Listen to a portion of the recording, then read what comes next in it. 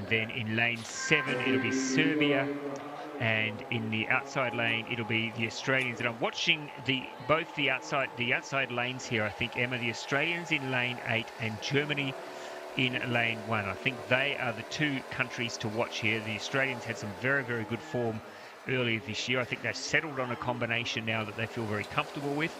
So watch out for the Australians, and the Germans, of course, over there in lane 1. They'll be the two big ones to watch. Of course, I know that you'll be keeping a close eye on the team from Great Britain. The Danes also will be up there at some stage challenging, but it looks like at this stage it is Germany in their traditional pink boat at the top of the screen, and then down closest to the camera at this end, maybe it's the Australians pushing through, challenging for second. Good race at the moment between either ends of this course.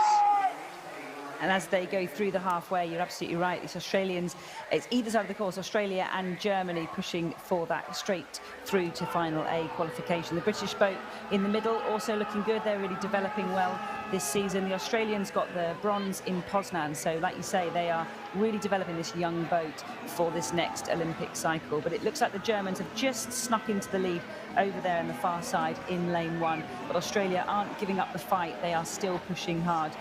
Then we've got Great Britain in the middle.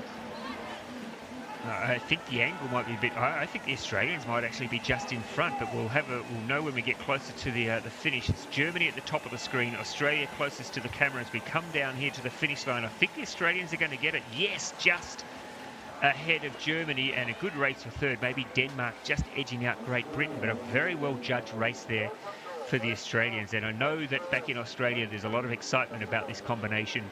In fact, there's a lot of excitement, and later on in the commentary, we'll get Elise Wood, and she can give us some insights about what's going on with the Australian team. But I know they're very excited, Emma, about the women's team generally across the board, and a great result there for the K4, edging out the Germans to take the direct qualification. Yeah, fantastic race by them, and they're so young as well, so it's a really exciting time for that boat and those individual athletes, and for the whole of Australian nation to see them deliver that. And yeah, I think you're right, straight through to the A final. Fantastic run for Denmark and Great Britain. They're often neck to neck in these competitions, and really great to see both those boats looking like they're stepping on and getting closer to the nations just ahead of them.